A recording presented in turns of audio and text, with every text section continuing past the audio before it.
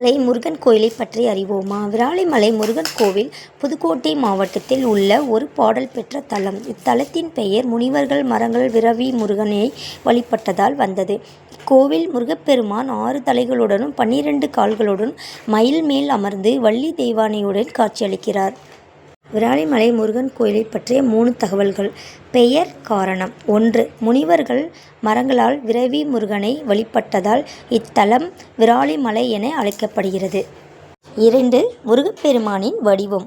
இங்கு முருகப்பெருமான் 6 தலைகளுடன் 12 கால்களுடன் மயில் மேல் அமர்ந்து வள்ளி தெய்வானையுடன் காட்சி அளிக்கிறார்.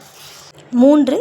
கோவிலின் அமைப்பு. இக்கோவிலின் அடர்த்தியான மரங்களுக்கு நடுவில் அமைந்துள்ளது. மேலும் தூண்களில் முனிவர்கள், அருணகிரிநாதர் போன்ற சிலைகள் செதுக்கப்பட்டுள்ளன.